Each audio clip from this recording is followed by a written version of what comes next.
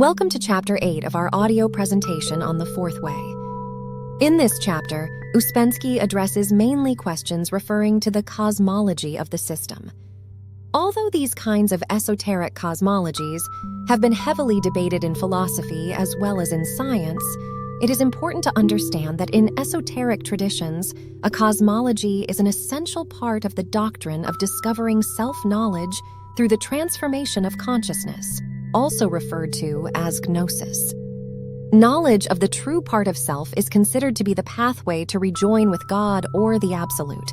We recommend listening to this conversation willingly and not so much critically, because many of the ideas in an esoteric cosmology cannot be scientifically proven and are not meant to be taken as normal science, but as a way of understanding the context of the aim of the work in a general sense.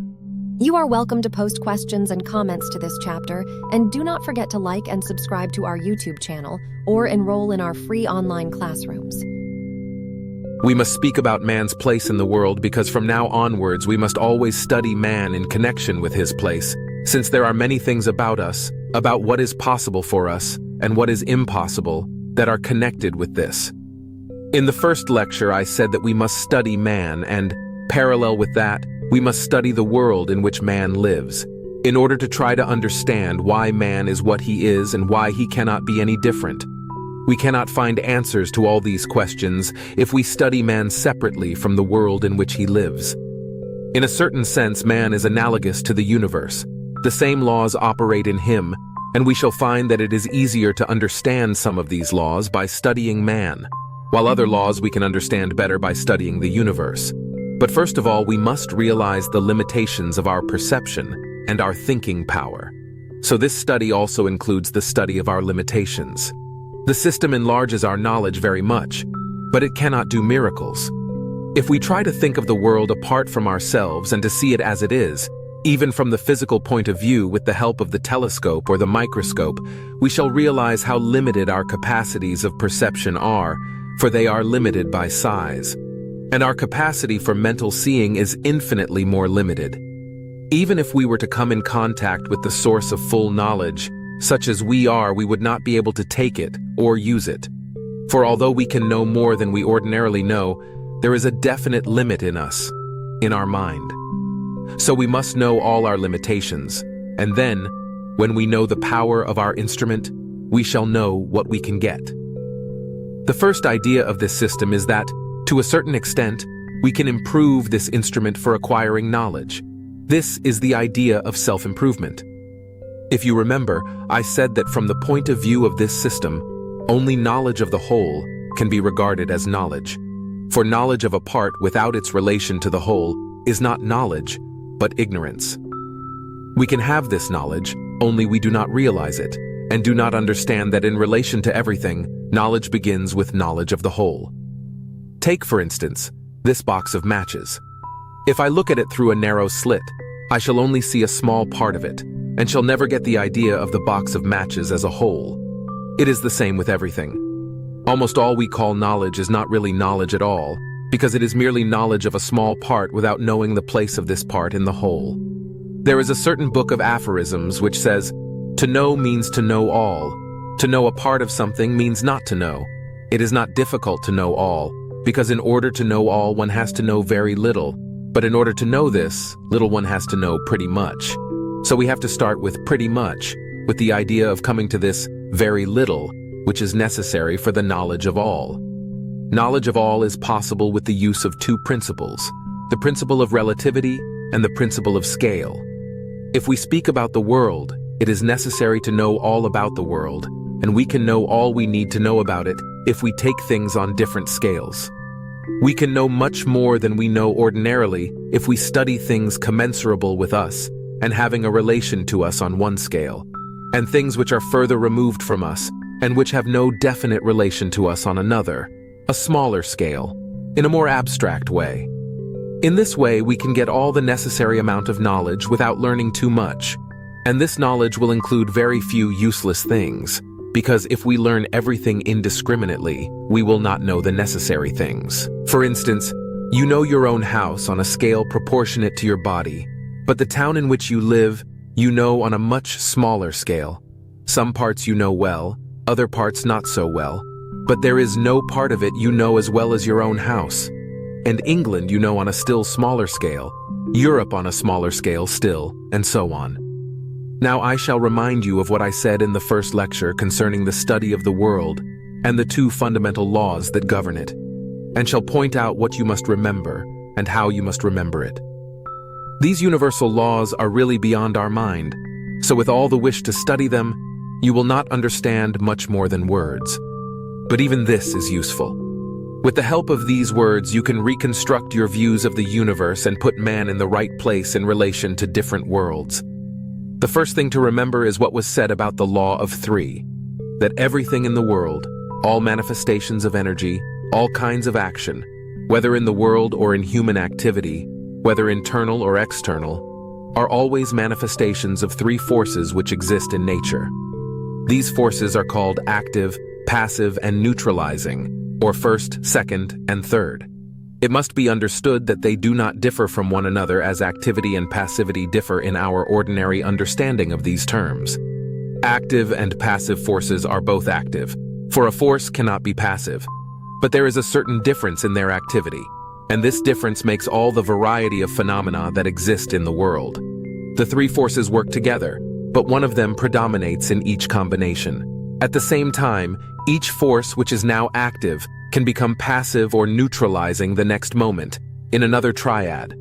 When three forces meet together, things happen. If they do not come together, nothing happens. From this point of view, matter must also have certain definite denominations according to which force works through it, whether it is organic or inorganic, a chemical element or a compound. When active force passes through any kind of matter, it is called carbon. When passive force passes through it, it is called oxygen. When neutralizing force works through it, it is called nitrogen. And when matter is taken without relation to the force that works through it, it is called hydrogen. At first, these names should be taken simply as labels. Thus, the law of three brings relativity into our definition of matter. For instead of one iron, we have four irons, instead of one copper, four coppers, and so on. Father, mother, son, carbon, oxygen, nitrogen. The family is hydrogen. The beginning of a new family is the sun. In ordinary thinking, we realize the existence of two forces, action and resistance, positive and negative electricity, and so on. But in this state of consciousness, we do not see that three forces are always present in every event, in every phenomenon, and that only a conjunction of three forces can produce an event. Two forces cannot produce anything. They will only turn round one another without any result. It takes a long time to begin to see three forces in things. For some reason, we are third force blind, although we can observe it in many chemical reactions and biological phenomena. Even when we fully understand that nothing can happen without the presence of all the three elements, in relation to ourselves, we are inclined to forget or disregard it. We do not fully observe even two forces and generally expect things to happen when only one force is present. Later, you will see that if you want to produce a certain effect or a certain action and one force is missing, you can get no result. In some cases, it may be passive force and then nothing happens, for if there is no passive force, there is no material. In another case, active or neutralizing force may be missing, and so again, you can do nothing. If you try to find manifestations of the first and second forces, sometimes you can find manifestations of the third. It needs observation, and it cannot be proven except by yourselves. In psychology, many things can be explained by the necessity of the third force. This also explains why we cannot bring the third force. And without the third force, no action can happen, or it happens in a different way from the way we meant it to happen. Sometimes we see the neutralizing force, only we are mistaken about its nature. For instance, we often see it as result when in reality it exists before the first and the second. We make many mistakes about three forces, but it is very useful to think about it. Are the three forces external, outside of oneself? They are in yourself and outside yourself, on our scale, on planetary scale, on universal scale, on all scales. Could you give us an example of how they work? Suppose you want to study something. You have some material, new ideas, and so on, but at the same time you have a resistance to this study because some eyes want it and some other eyes do not want it. They represent active and passive forces. Suppose that this study produces some kind of emotion in you. This emotion works as neutralizing force, and then you can study. If emotion does not come, those eyes that want it and those that do not want it will continue to argue, and nothing will happen. The law of three explains many things that cannot be explained in the ordinary way, because we usually think about only one force. Very seldom do we take the second force, resistance, into consideration, and never the third force. Yet, in any calculation of actions, it is necessary to take three forces into account. Is necessity the third force? So many decisions seem to be settled by necessity. And many others are settled by what is not necessary. People can always do without necessary things, but to do without unnecessary things is much more difficult. So you cannot say that. But you must realize that you cannot speak about the third force without giving the first and the second. Can we study the law of three to see why our efforts do not succeed? Very useful sometimes. Sometimes you can see that because of not knowing and not complying with the law of three, people lose all the results of their efforts. Either they do not calculate resistance or they do not calculate their active force. I am speaking now about a triad where the third force is present. Very strange phenomena happen when the difference between forces is too big. The result appears completely unlike what was expected. Suppose you want to do a certain thing, but you did not calculate resistance. Your intention meets with very strong resistance, and the result, when it comes, is absolutely different from what is wanted. In the work, you can see two forces, the ideas of the system and your own resistance, your own sleep. In each particular case, a certain third force enters and either helps one side or another side. What is the practical value of studying forces? Behind all things, there are cosmic laws. You cannot understand why things happen in one way or another way unless you have some idea of these laws. If you take events instead of matter, can you say that they are of a different kind according to the force that works through them? They are different according to which triad works. For instance, we all know how the same sentence, the same words, can have quite a different meaning according to who says it. Or even the same person can say the same words at different times, and the meaning will be different. We can find the teaching about three forces or three gunas in Sankhya philosophy, but in the existing literature it has seriously deteriorated, for they speak of each guna or force as remaining always the same, whereas from the point of view of the system, as I said, the activity, passivity, or neutralizing power of each force appears only in relation to the two other forces. There can be 7 combinations of forces, one of them incomprehensible to the human mind, since in this triad, each force occupies each place. Triads refer to events, so if we speak of each event separately, whether big or small, we have to understand to which triad each of them belongs. But a succession of events proceeds according to the law of 7, or the law of octaves. The law of 7 must be understood and remembered from the point of view of intervals. Putting it briefly, the law of 7 means that no force ever works continuously in the same direction. It works for a certain time, then diminishes in intensity and either changes its direction or undergoes an inner change. In every octave, that is, a period between a certain number of vibrations and either double or half that number, there are 2 places where vibrations, or, to be more exact, manifestations of energy going on in space or time, or in both, undergo a certain change, slow down, and then start again. If an additional shock does not enter at those places, the octave changes direction. This measured irregularity in the rate of vibrations was calculated and embodied in a certain formula. This formula, expressing a cosmic law, was later applied to music in the form of the major scale. The law of 7 shows that no force can develop in one direction and shows the places where these changes or retardations occur. Is it because of obstacles at intervals? It is because of intervals. Obstacles are normal. Every energy develops among obstacles. Does the line always change in one direction? No, in any direction. When things happen, one can never be sure of direction. Men 1, 2, and 3 never arrive where they want to. It can only happen by accident. We think that when we do not arrive where we want to, It is an exception. We do not realize that it is a law. We cannot rely on chance to provide the right shocks at the right moments. Is this process infinite? You cannot imagine a force that works indefinitely. It works according to the amount of energy there is. But again, octaves are different. They may be descending or ascending. An ascending octave is between a certain number of vibrations and double that number. A descending octave is between a certain number of vibrations and half that number. So speaking about a succession of events, we have to know ascending and descending octaves. Without knowing whether it is a descending or an ascending octave, it is impossible to understand it. And this is what happens in ordinary thinking, because people study ascending octaves and take them for descending and vice versa. Could you give an example of people taking a descending octave for an ascending one? Suppose we meet savages. We usually think that they are primitive, and from these primitive people there begin to develop civilization and culture. But we do not realize that in most cases they are descendants of cultured people. Very often we take degeneration for evolution. It is easiest to observe the law of 7 in human actions.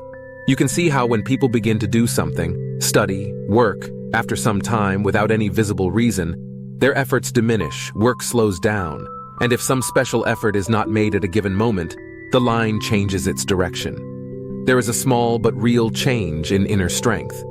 Then, after some time, there is again a slackening, and again, if there is no special effort, the direction changes. It can change completely and go in a diametrically opposite direction, still appearing to be the same thing.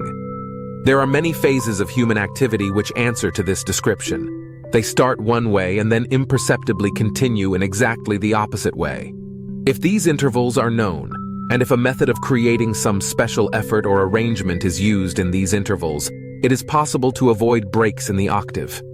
Everything goes by octaves. No vibration, no movement, no activity can go on in any other way.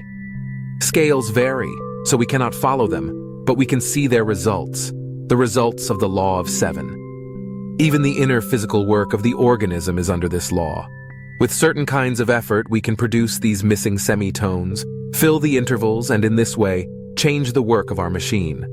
For instance, you will see later how the effort to remember oneself changes many things in the chemistry of our organism. If you discover an interval in a certain action, is it likely to go on repeating? If you could find examples, it would be easier to talk. To answer generally, if nothing is done, the interval will increase with each octave at the same place. You spoke about octaves of self-remembering. Not exactly. I said that if you work, your work may form itself into octaves and will have intervals. If you do not know where the intervals come, your work will change. But we cannot speak of octaves in relation to self-remembering, because with us, it only starts and peters out. If we manage 2 or 3 notes, it will be good. We have not got enough initial energy. Yet we must start and start again until we make an octave. We have to begin afresh every day. Do, re, mi. For a long time, we can get no further than my. If you get to me, what happens? Then you stop and go back. For a long time, you will not pass the interval. But after some time of study, you will be able to detect intervals. You will know that in some part of your line of work, an interval is approaching. To see octaves, ought one to try to follow a sequence of happenings in oneself? Not a sequence of happenings, but you can see intervals if you begin to do something, to learn something. You will see how an activity goes on for some time in a particular direction and then deviates from the original course. Now, having all this in mind, we come to the study of the universe in order to determine what is the world for man. Man lives on the Earth, but the Earth is one of the planets of the solar system, so man belongs also to the planetary world. The Earth occupies a certain place in the solar system, so we can say that we also belong to the Sun. The Sun is one of the stars of the Milky Way, so in a sense, we belong also to the Milky Way. Then, ordinary science understands and admits the existence of other galaxies, similar and dissimilar to ours, so we belong also to the world of all galaxies taken together. Astronomically, we cannot go any further, but philosophically, we can conceive a state of things where everything is one, as an apple is one. This state we call the absolute. So all galaxies, our galaxy, our solar system, the planets, the Earth, and the Moon, which is in the sphere of influence of the Earth, are all in the absolute. The Absolute actually creates only the world of the next order to itself, and the will of the Absolute does not manifest itself beyond World 3. As the number of laws increases, they become more and more mechanical and complicated, and the will of the Absolute cannot come through the intervening mechanicalness and manifest itself in the lower worlds. But it starts the ball rolling, so to speak. Try to think about it. It is very important. Why should not the will of the Absolute fill all? There are things impossible even for the Absolute. You see, we think that if the Absolute is a state of things to which the origin of all things belongs, the will of the Absolute can do anything. Yet there are some things the Absolute cannot do, because he begins by creating certain laws. These laws create other laws, and these yet other laws. The Absolute creates only the first order of laws. If he wants to manifest his will on our level, he will have to destroy all these laws. We are surrounded and controlled by quantities of mechanical laws. When we begin to see that, we realize that it is impossible for the will of the Absolute to enter our level. In order to do that, the Absolute would have to destroy all the intermediate worlds, since everything depends on the laws governing them. A little change would mean the destruction of the whole ray of creation.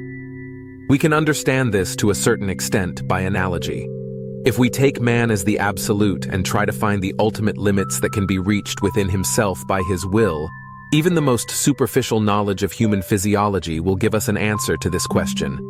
Man's will, taking it as a conditional concept, may govern the movements of the whole body, of separate limbs, of some organs, and of breathing. If a man concentrates his attention on the tip of his nose, he begins to feel it. By this concentration, he may even provoke a slight sensation in some tissues, but he can in no way manifest his will in relation to some separate cell in his body. Cells are too small for this. Man's will can manifest itself only in relation to tissues. In relation to cells, it can no longer manifest itself. If we take man as analogous to the Absolute, tissues will correspond to World 3 and cells to World 6. Or to take another analogy, if an architect draws the plan of a house and gives it to the builders and contractors, he cannot afterwards interfere with the bricklayers or with the people who live in the house when built, should he not like the way they behave. Try to understand that each level brings more laws, independently of the other levels. The architect has made his plan and has finished with the house. Many things did not enter into this plan. The work of the decorators, the people who will live in the house, the cats, dogs, mice, and so on. It is a question of understanding the principle. Many things enter on each plane, independently of the original plan. There is nothing new in the ray of creation, nothing that you do not know, only the facts are differently disposed. Disposing your material in a certain way is necessary for the solution of any problem, and the way it is done includes in itself an understanding of how this problem is to be solved. So the ray of creation is a kind of enunciation of the problem of how to define man's place in the world. This means not only man's exact place, but also the relation of this place to as many landmarks as possible. The ray of creation is a help, an instrument or method for new thinking. We know about the division of man into 7 categories, and everything else should be divided in the same way. Ordinary thinking is divided into thinking number 1, 2, and 3. Thinking number 1 is chiefly imitative. Thinking number 2 is more emotional, based on likes and dislikes. Thinking number 3 is theoretical, logical thinking, which is quite good in its place, but when it is applied to things that are beyond its power, it becomes quite wrong. This is all we know in ordinary life. From the ray of creation begins thinking number 4, and this you must try to understand. The ray of creation is not another theory, like other theories you know. It is a certain rearrangement of the material you have already. And thinking number 4 is thinking which, little by little, disposes of all contradictions. In thinking number 3, whatever line one takes, one immediately finds some other theory which will contradict that particular theory. In thinking number 4, not at once but gradually, one comes to a certain understanding of the fact that it is possible to think without contradictions, to understand that contradictions are not really contradictions. Ordinary thinking has many contradictions. For instance, if we take the world, we either think that there is a kind of divine will which creates and keeps everything, or that things just happen by themselves.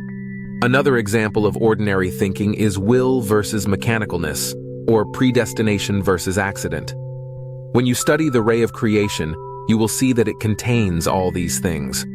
All these views are right in a sense, and the ray of creation includes them all. There is a theory that the human mind we know cannot invent an absolute lie. It cannot invent something that has no relation to truth. Everything the human mind can invent will be a partial representation of truth. For instance, if a man tries to draw a new animal, he will have to take parts of known animals, for he has to use the material borrowed from his actual observation of life. The ray of creation shows you how all contradictory theories about predestination or freedom, free choice, divine will, mechanicalness, and so on can be reconciled in one system. How, in their totality, these views, each of which shows one facet of the truth, do not contradict one another.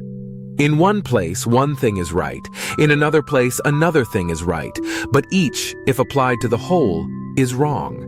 Later you will see that certain things cannot be applied to the whole because the whole is not one. It is too varied, has too many faces. The ray of creation also shows that.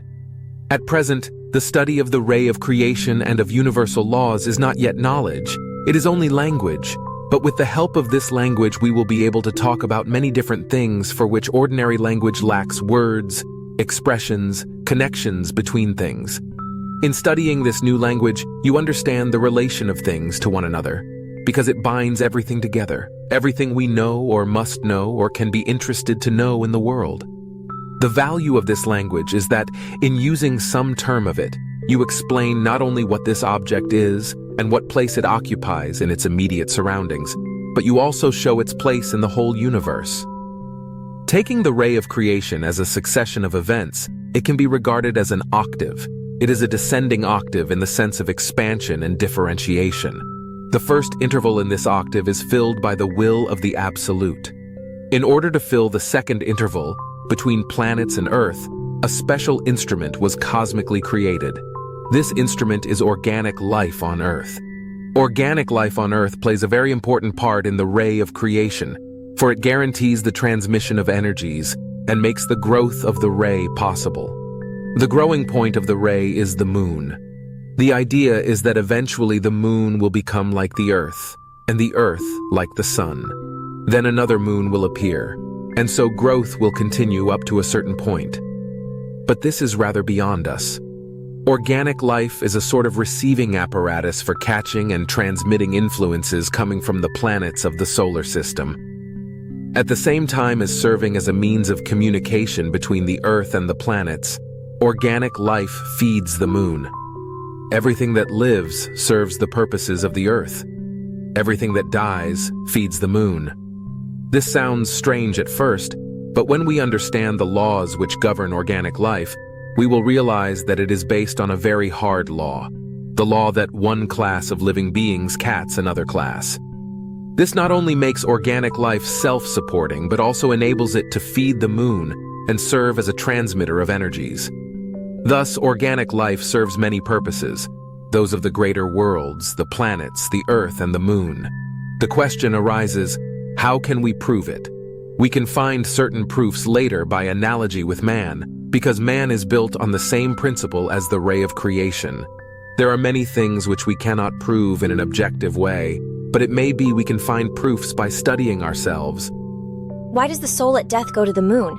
The moon is hungry. Is not the Earth hungry too? The whole surface of the Earth, its composition and structure depend on organic life. The Earth receives the body, for that is what it wants. It depends on taste and appetite. The moon wants one thing, the Earth another. It is a very interesting idea. Later you will see more clearly how things are connected, how one thing makes another grow. Certain matters pass to the moon in that way which otherwise would not be able to reach it, and they come in an already digested form. What is the Earth? Is it alive? Where does organic life end and Earth begin? Organic life is a quite definite thing. Animals, plants, men, and all microorganisms. As to the Earth, it is certainly a living being, only on quite a different scale. Nothing is dead in nature. Only some men are dead. What is the form of communication between organic life and Earth? There are many forms of communication. When you inhale air, for instance, this is communication. We are here on Earth as part of organic life. Organic life is under certain influences coming from all the planets, and since we are part of it, these influences affect us too. We are also under certain influences coming from the Sun, the Milky Way, and maybe under the influences of all worlds, although naturally, influences of all worlds on an individual man are very small.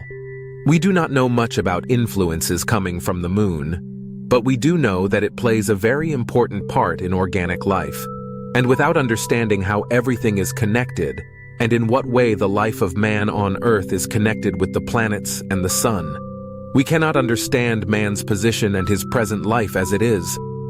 For instance, without this diagram, it is impossible to understand that man lives in a very bad place in the universe, and that many things which we regard as unfair, against which we rebel and try to fight, are really the result of this position of organic life on Earth. If we were on the moon, it would be still worse. There would be no possibility of development. On the Earth, there is a possibility of development. We can develop certain parts in us. Very little of planetary influences comes to us as individuals. Generally, planetary influences are only felt by masses of people. Thus, they are responsible for wars, revolutions, and things like that. An individual man is very little under planetary influences, because the part that can be affected by them is undeveloped. This undeveloped part is essence. To a certain extent, man is also under the influence of the sun, and he can be under much higher influences if he develops higher centers and becomes connected with them. So development means passing from one kind of influences to another kind. At present, we are more particularly under the influence of the moon. We have to become more and more conscious to come under higher influences. In what way are we under the influence of the moon? The moon plays a very important part in our life, or rather the life of organic life on Earth. The moon controls all our movements. If I move my arm, it is the moon that does it, because without the influence of the moon, it cannot happen. The moon is like the weight on an old-fashioned clock, and organic life is like the clock mechanism which is kept going by this weight. The action of the moon on our life is purely mechanical. It acts by sheer weight, and it receives higher energies which little by little make it alive. If you remember the 4 kinds of energy, mechanical energy, life energy, psychic energy, and conscious energy, then the moon acts with mechanical energy, like a huge electromagnet, attracting the matter of the soul. When it gets this matter, its temperature changes. The moon is in a very low state, much lower than the Earth. All our mechanicalness depends on the moon. We are like marionettes moved by wires, but we can be more free of the moon or less free. When we understand that, we will understand that the way to become more free is by not identifying, not considering, struggling with negative emotions, and so on. At present, we cannot move a step without the energy of the moon. The wires cannot be cut at once, for then the marionettes would simply collapse. It is necessary to learn to move first. All sleeping people are under the influence of the moon. They have no resistance, but if man develops, he can gradually cut some of the wires that are undesirable and can open himself to higher influences. In this way, he can become free from the moon, if not fully, at least considerably more than he is now. Do lower influences come from the moon? More mechanical influences. If man is completely under the influence of the moon, he is a machine. Do you mean that the moon affects us both physically and psychologically? The physical influence is different. This is normal. It is when the moon begins to affect our mind and emotions that it is wrong. It happens only when man is cut off from higher influences, but nothing can cut him off from them except himself. Could you tell us more about this idea of feeding the moon? First, I must ask you a question. What does this idea signify to you? What is the chief principle you see in it? I do not understand the first principle of it. You see, you can look at it from different sides even when you hear about it for the first time. When you see the right principle, then everything becomes clear. When I first heard it, it certainly seemed very strange, but at the same time I saw that the principle behind it was that everything is connected, that things do not exist separately. that in a certain way organic life connects Earth and Moon. Does the moon actually cause human catastrophes by requiring certain food for its own being? The moon does not cause catastrophes. We are guilty ourselves. It is no use trying to accuse the moon. Suppose we neglect to repair a wall and it falls. Whose fault is it? It falls because of physical laws, but at the same time it cannot be the fault of the physical laws. If cosmic influences fall on a right soil, there are no catastrophes, just as a wall does not fall if we repair it. But of course, there may be big catastrophes that are not affected by our attitude. Why is it that planets affect man in the mass and not individual man? Because the part of man which can be affected is either very small and undeveloped or too covered by personality. Personality reflects all these influences, and man is under the law of accident. If man lived in his essence, he would be under planetary influences, or in other words, under the law of fate. Whether this would be to his advantage or not is another question. It may be better in one case and worse in another, but generally better. Planetary rays cannot penetrate personality.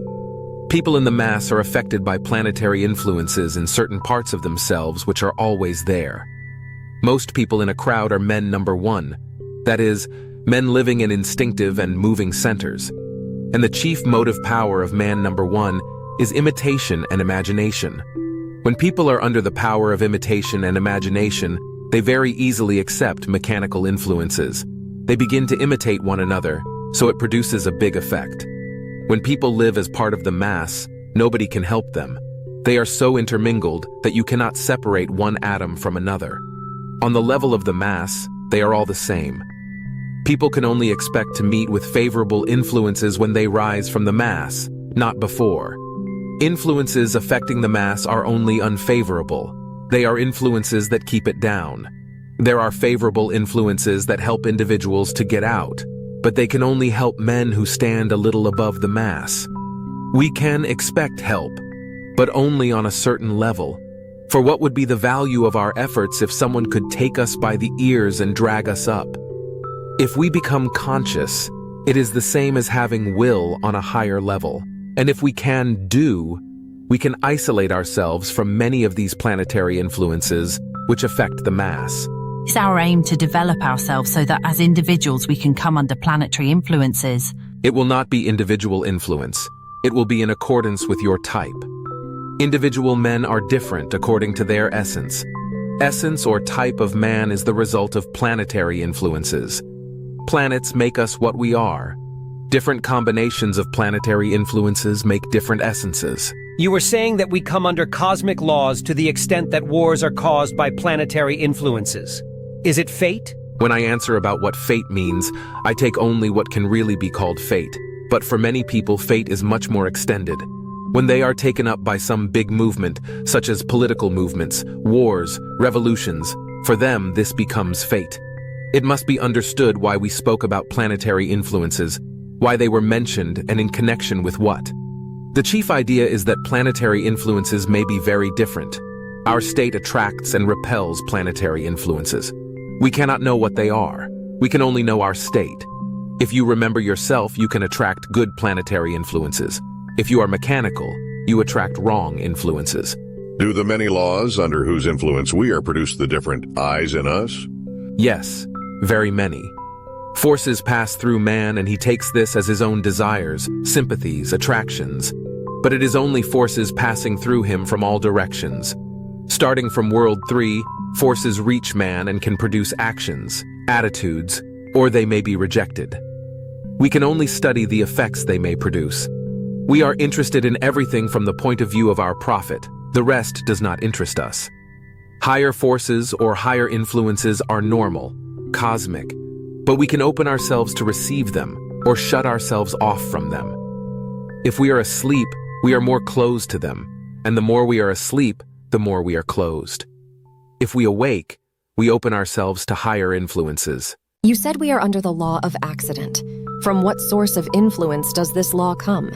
Can we be free from it? Accident has many different manifestations. The simplest forms begin to disappear very quickly if we are more awake. But you cannot take this literally. This law is very big and many-sided. It is a question of degree. Only in the absolute are things absolute. For us, it is a long stairway, and on each step one is more free.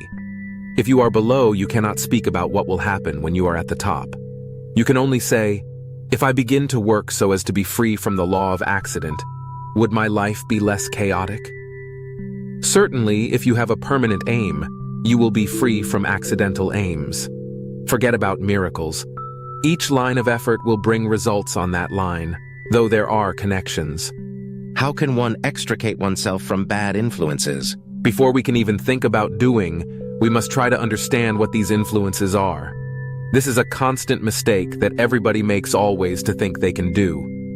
We cannot do, but if we know, we may change something. As we have not developed our higher centers, how do we receive the influences coming from higher worlds? Our ordinary state is relative. In our best moments, we are receptive to higher influences.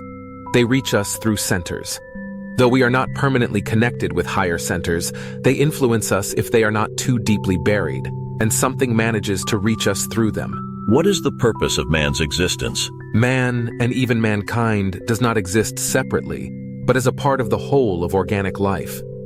The earth needs organic life as a whole: men, animals, plants. The ray of creation is a growing branch, and this communication is necessary in order that the branch may grow further.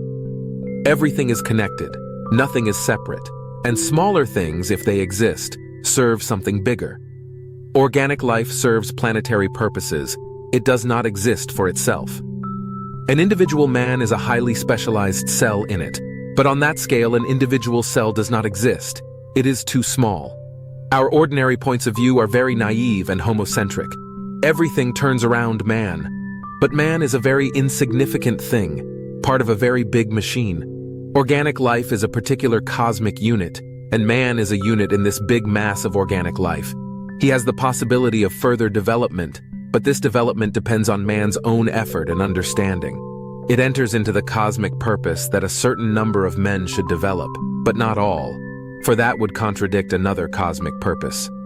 Evidently, mankind must be on Earth and must lead this life and suffer. But a certain number of men can escape.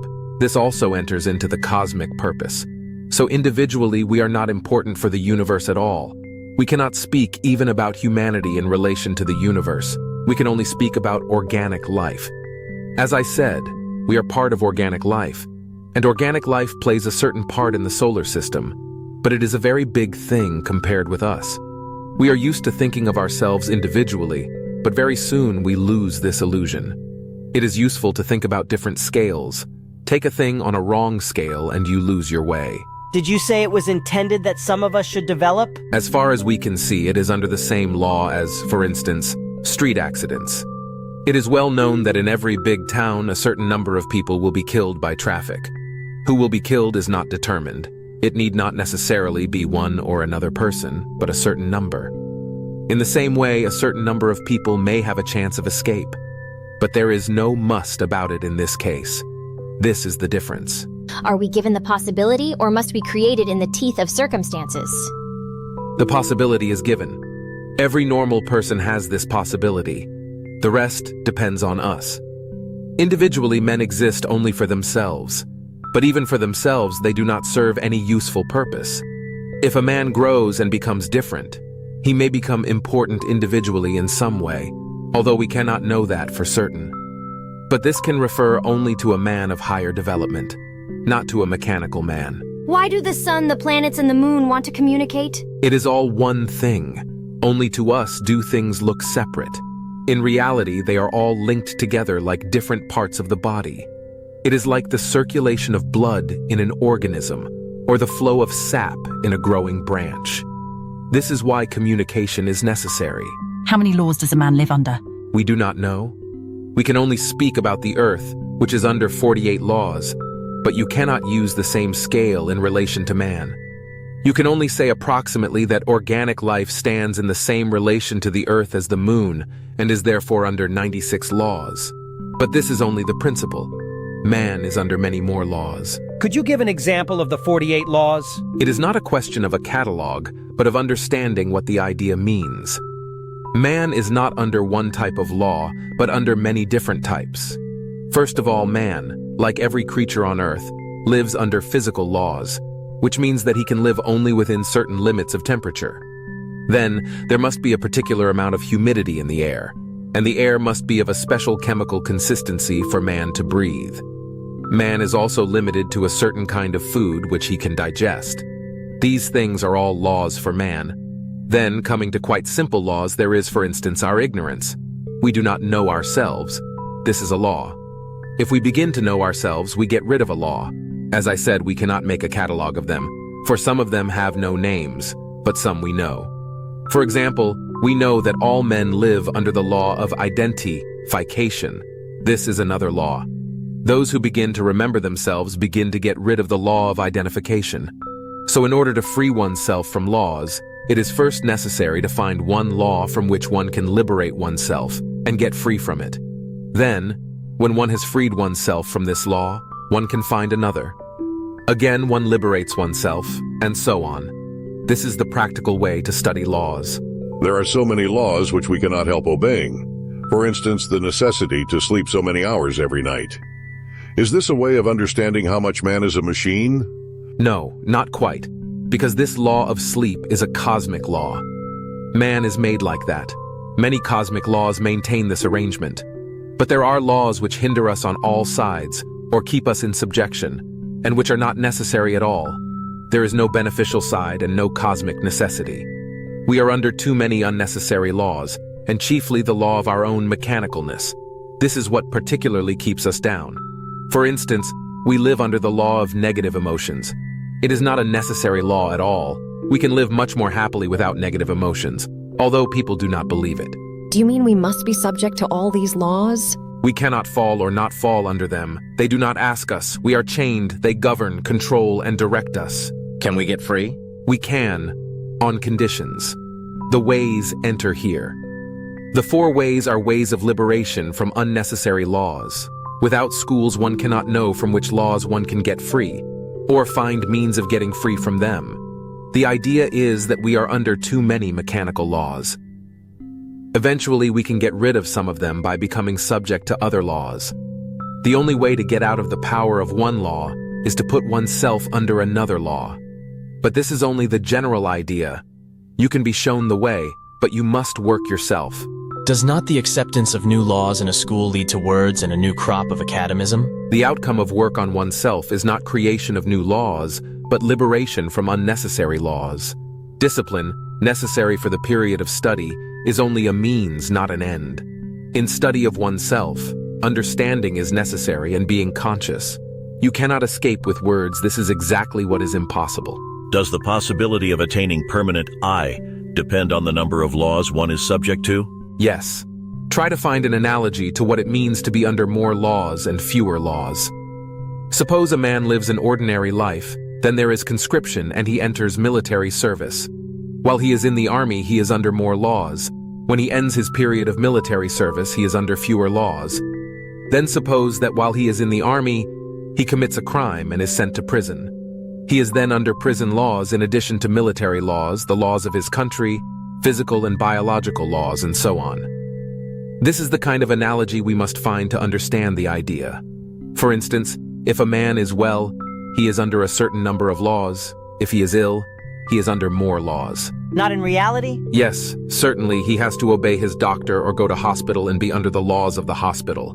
What purpose is there if I have a toothache? I see none. Is it not part of the cosmic design? No, there is no design. You cannot speak of purpose without scale and relativity. It is impossible that the same purpose should apply both on a big and on a small scale. Everything has a cause, but not everything has an aim or purpose. You must not forget the idea of scale. Nature seems to be very unjust and very cruel to man. What do you call nature? An earthquake is also nature. But for the moment, we apply the word nature to organic life. Evidently, it was created like it is because there was no other means. If we do not like it, we can study methods of how to run away. We are too small individually to be known by any higher forces. So who is just or unjust? We operate with imaginary ideas. In a small limited circle, in definite limited conditions, there can be justice and injustice. But on a larger scale, this idea loses its meaning. There are many such ideas which have a certain meaning on a small scale, but lose all meaning on a larger scale. At the same time, this idea of justice is interesting because people lose a great amount of energy on this point. We can stop this waste, but we cannot correct things in the world. All life from beginning to end is an injustice. For instance, we have to die. It is most unjust. We divide things into just and unjust, and what right have we? All organic life is based on injustice. It is a self-supporting farm to breed cats and rats. Cats eat rats and rats eat cats. What is justice among cats and rats? This is life. It is nothing very beautiful. Our aim is to get out.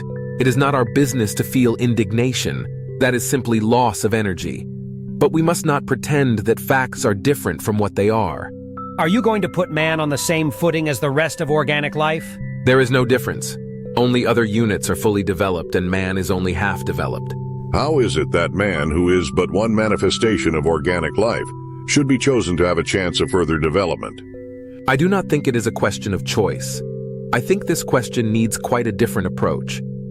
From this point of view, all organic life can be regarded as a long work of experimenting with the idea of producing a self-evolving being. If man can reach a higher state, it is because he is made that way. He is created to be self-evolving. Other beings are only experiments for developing different features. They do not possess all the qualities that man possesses. Man is a machine, but there are different machines, and machines can be made for a special purpose. If a machine is used for the purpose it is made for, it is in the right place. But if it is made for one purpose and used for another, it is in a wrong place. Man is a special machine, made for a certain purpose. He is made a recipient of certain higher influences coming from worlds 3, 6, 12, and because he can receive these influences from higher worlds, he can become independent of the world surrounding him. How can man escape from his situation? He can escape from some of the laws. On different levels, things are under different laws. Then is man in a higher state of consciousness subject to fewer laws than we are? Certainly, because most of the laws we have to obey are the result of our sleep and our unconsciousness. Every step we make in becoming more conscious sets us more free. Suppose a man is satisfied with mechanical life. Then he cuts himself off from higher influences and receives only influences beginning with World 24. Certainly he is then in a worse position than a man who receives influences from higher worlds. Laws or influences from Worlds 3 and 6 can only come through higher mental center and influences of World 12 through higher emotional center. You must understand, besides, that many influences can be received mechanically, but many others need effort. Moreover, influences do not remain as they are in man, they are transformed in him. It all depends on how they are transformed. Are men responsible for what they do and animals not responsible? Men 1, 2, and 3 are less responsible. Men number 4 and so on are more responsible. Responsibility grows. An animal has nothing to lose, but man has. When a man has started to grow, he has to pay for every mistake he makes. If one has no control, as in sleep, one has no responsibility. But if one has even a small possibility of control, a possibility of being more awake or less awake, as in our case, one is already responsible. That implies justice. No. Nobody would call it justice if you had to pay for your mistakes. Most people think that justice is getting what we want and not what we deserve. Justice must mean some coordination between actions and results of actions. This certainly does not exist and cannot exist under the law of accident, and we live under the law of accident. When we know the chief laws, we understand that we live in a bad place, a really bad place, but we cannot live in any other. So we must see what we can do here. Only we must not imagine that things are better than they are. This question of justice and injustice is a very good subject for thinking, because people spend much energy on this problem.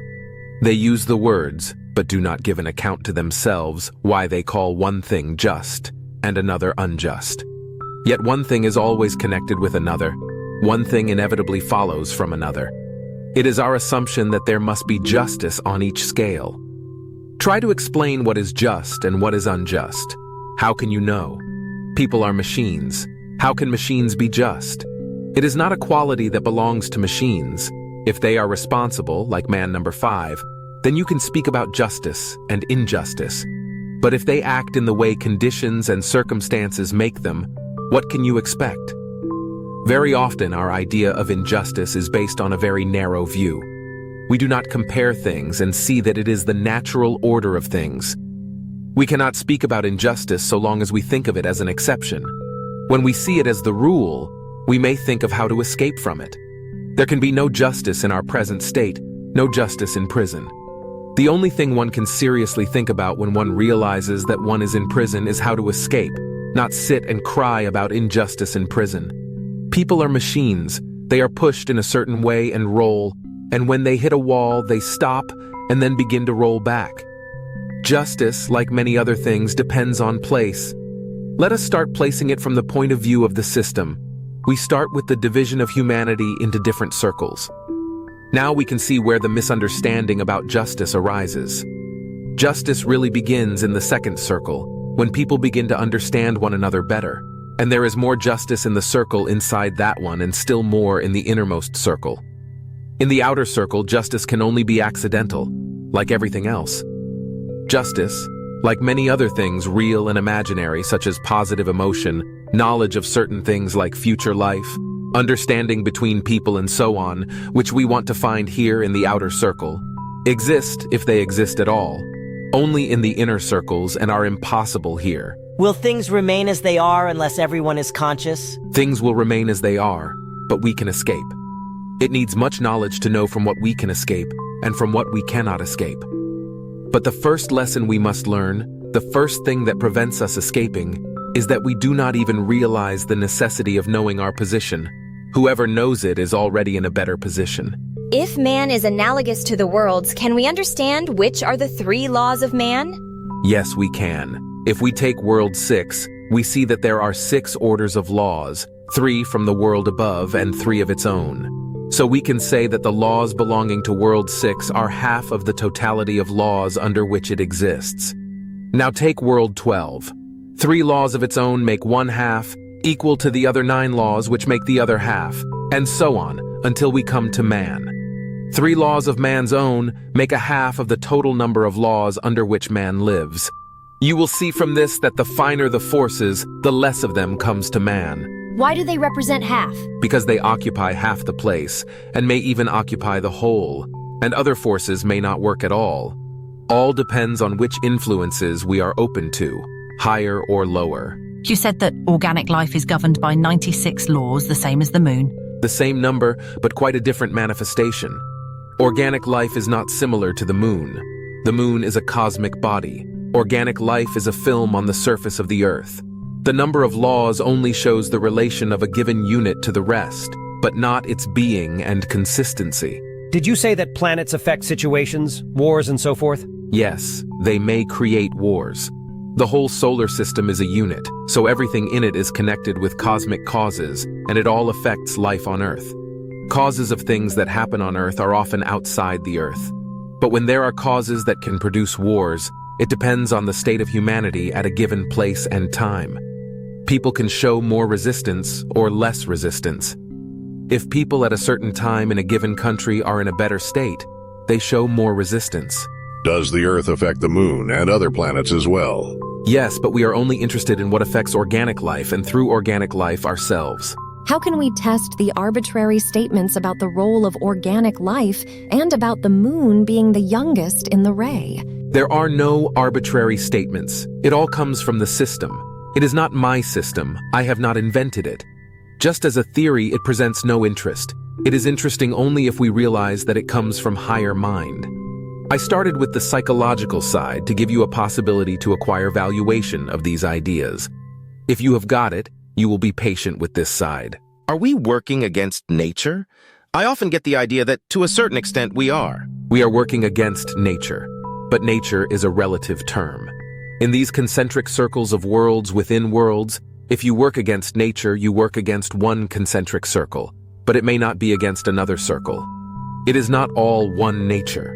You cannot work against nature outside of nature. If you go outside of one nature, you are inside another nature. On what evidence is the assumption based that man can revolt from his place in the universe, and that this is not another illusion? But man cannot. Man cannot go away from the earth. but he can be under different laws while remaining in the same position and on the same earth. He can be under one set of laws or another set of laws, and it is possible to observe this if we know what it means. We can observe people living under different sets of laws in ordinary life, and when we prove it even in a small way, we can easily understand that it can go further. You must think of what it means to live under different laws. Even such as we are, we have a certain choice, maybe not a full choice, but we can change many things just by choosing rightly. Must you have a great deal of knowledge before you can choose between influences? This is a very important question because it is not a question of knowledge, but of being. Man lives under influences coming from different parts of the universe. In one state, one kind of influence conquers. In another state, another kind. In the life of the same man, he can be one day under one kind of influence and another day under another. Do we put ourselves under more laws because of our false personality? Quite right. Under many quite useless mechanical laws. What is the value of studying tables and diagrams? When you started studying the system, you must have had many questions and thoughts about the world, about the relation of different things, and about yourself in the world. Diagrams and study of laws give you a new point of view. You had thought of things in one way, and now, through these diagrams and principles, you begin to think in another way. Will this theoretical knowledge of cosmology help understanding to grow? It is not theoretical, it is very practical, and certainly it will help understanding to grow, because it will create a firm ground for it. The ray of creation is a system of elimination, of simplification. It does away with all knowledge that is not practical, with the help of the ray of creation. We eliminate from the universe all that has no personal relation to us, all that cannot be understood practically. As I said, in studying the ray of creation, we use the principle of scale. This applies to our perception of things, and yet, from another point of view, it also refers to things in themselves. This is what must be understood. It is not only subjective because things on different scales are under different laws. Besides, all big ideas like the ray of creation and the fundamental laws of the universe are necessary because they keep our thought in the right channels. They do not let it spread without any results, so they also help self-remembering. If you discard them, if you try only to self-remember and exclude all other ideas, it will not come. Now we must speak about the matters from which the universe is made. All the matters of the world surrounding us, the food we eat, the water we drink, the air we breathe, the stones of our houses, our own bodies, are permeated by all the matters existing in the universe. There is no need to study or analyze the sun in order to find solar matter. This matter is in ourselves. It is the result of the division of our atoms in the same way we have in us matters of all other worlds. In this sense, man is indeed a miniature universe. He has in him all the matters which compose the universe. The same forces, the same laws which govern the life of the whole world act in him. Therefore, as I said, by studying man we study the universe and vice versa. But a full parallel between man and the universe can be drawn only if we take man in the full sense of the word. That is, a man whose inherent powers and possibilities are developed. An underdeveloped man, a man who has not completed his evolution, cannot be taken as a complete picture of the world. He is an unfinished world. As has been said earlier, laws are everywhere the same, on all planes. These same laws, manifesting in different worlds, that is, in different conditions, produce different phenomena. The study of the relation of laws to the planes on which they manifest themselves brings us to the study of relativity. If we take the ray of creation, we must remember that the worlds are connected with one another and affect one another in accordance with the law of three. In other words, the first three worlds, taken together, produce the phenomenon which influences the following worlds, and so on. In the first three worlds, the absolute is the conductor of the active force. World 3, the conductor of the passive force, and World 6, the conductor of the neutralizing force. In other words, the absolute is carbon. World 3 is oxygen, and World 6 is nitrogen. If we place the three forces in sequence, according to the order in which they unite, we will get the order 1, 2, 3. But the matters serving as conductors of these forces will, according to their density, stand in the order: carbon, nitrogen, oxygen.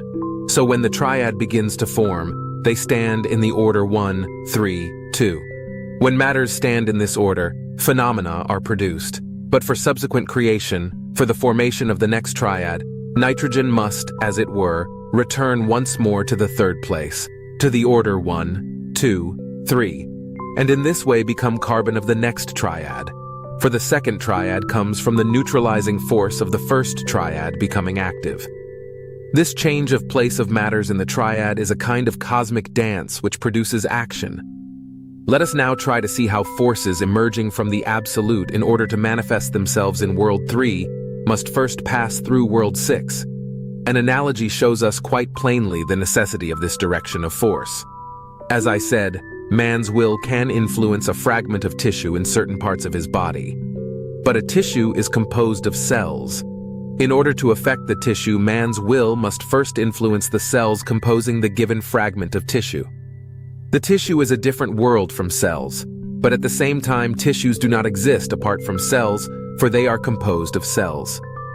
World 3 is a separate world from World 6, and at the same time it is composed of worlds 6, that is, of worlds similar to our Milky Way. So in order to influence a part of World 3, all worlds, the Absolute must first influence a certain number of worlds, all suns, of which World 3 is composed. Thus, in the passage of forces, worlds 1, 3, 6 stand at first in the order 1, 3, 6, then in the order 1, 6, 3, and then for a further passage of forces, they must again resume the order 1, 3, 6. In the next triad, the Milky Way is carbon, the sun oxygen, and the planets nitrogen. Since nitrogen stands between carbon and oxygen, the force coming from the Milky Way, that is, from the stars, must first pass through the planets in order to reach the sun. This may look strange at the first glance, but if we visualize the structure of the solar system, we shall see quite clearly that it cannot be otherwise. No analogies are needed here. Imagine the sun surrounded by planets moving round it. In the distance, some group of stars from which influences go forth towards the sun. But the sun does not stand in one place. We know that it moves. The planets, rotating round it, move with it in space, forming each of them by its motion, a spiral round the central rod of the sun, so that this central rod is entirely enclosed in the spirals of planets, and no influence can reach it without first passing through the world of planets, that is, penetrating through the rings of the spirals. Further, planets becoming carbon of the third triad must find corresponding oxygen and nitrogen. In our ray of creation, oxygen is Earth, but there is no nitrogen in the astronomical ray of creation. Therefore, the planets cannot pass their influence direct to Earth, and in order to make the passage of forces possible between the planets and the Earth, a special contrivance was created which represents the sensitive organ of the Earth, organic life on Earth. Organic life on Earth is nitrogen of the third triad. Forces coming from the planets fall first on organic life, which receives them and passes them on to the Earth. If we remember the extremely complicated organization of the ends of sensitive nerves in our own organism, for instance the ends of the nerves of taste and smell, we shall not think it strange that man is defined as a sensitive nerve end of the Earth. Of course, a meadow covered with grass differs in many ways from man. It receives only some planetary influences and very few of these. Man receives much more complex influences, but people differ greatly from one another in this respect. The majority of men are important only in the mass, and only the mass receives one or another influence. Others are capable of receiving influences individually, influences which masses cannot receive, for they are sensitive only to coarse influences. Organic life on Earth, playing the role of nitrogen of the third triad, is by this very fact carbon of the fourth triad in the ray. In other words, it conducts the active force which meets with corresponding oxygen and nitrogen. Earth is oxygen, and Moon is nitrogen through which the influences of organic life pass to Earth. Now, if we take the ray of creation divided into 4 triads, and bear in mind that the sum total of each triad is a definite hydrogen, we shall get 4 hydrogens or 4 definite densities of matter. These 4 hydrogens can be taken as corresponding to the 4 fundamental points of the universe. The first corresponds to the absolute, the second to the sun, the third to the earth, and the fourth to the moon. I said that the ray of creation can be taken as an octave. After Re, represented by the moon, the octave has its due, which is also the absolute. So there are, as it were, two absolutes. One begins the ray, the other ends it. One absolute is all, the other is nothing. But there can be no two absolutes, for by its very nature, the absolute is one. Therefore, all includes nothing and nothing includes all. Our dualistically constructed mind cannot take in the identity of opposites. We divide everything, even the absolute. In reality, what we call the antithesis of opposites exists only in our conception, in our subjective perception of the world. But even when we understand this, we are unable to express this understanding in words. Our language has no words which can include simultaneously thesis and antithesis. Our mind cannot grasp them as one idea, just as it cannot grasp the images of some Hindu gods, combining complete opposites in themselves. Now we shall examine the passage of radiations between the four fundamental points of the cosmic octave. We take radiations between each 2 points in the form of an octave, and thus obtain 3 octaves: absolute, sun, sun, earth, earth, moon. It should be noted that, although there are 6 intervals, only 3 of them require to be filled from without. The intervals between Du and Psi are filled by the will of the absolute, by the influence of the sun's mass on the radiations passing through it, and by the influence of the mass of the earth on the radiations passing through it. All the hydrogens in this table represent matters with which we have to do in studying man. It has been scaled down twice in order to include only the hydrogens that have relation to man, both to his outer life and the inner life of his organism. Q. How do these hydrogens connect with man? A. For instance, hydrogen 768 represents all the food we eat. The air we breathe is hydrogen 192, and our impressions can be 48, 24, 12, and even 6. We have an enormous range of impressions, but we have no choice of air or food. We cannot inhale, for instance, hydrogen 96, for it is fire, incandescent gases. We cannot eat H384, for it is water, and we cannot live on water. You will see that this table answers all our requirements. It enables us to speak of all the matters in the human machine and to see their interrelation. And it makes it possible to connect man with the universe because we can know from which level each matter comes. This table of hydrogens shows not only the density of each of them, but also the place of origin of these different layers of matter, which are under different laws, as it was explained. Hydrogens which come from planes under a very small number of laws near the will of the absolute have an enormous power and enormous potential energy. Thus we have a scale of 12 densities on which can be placed all matter known to or conceivable by man. For the lower densities, we may find examples both in man and in the world around him.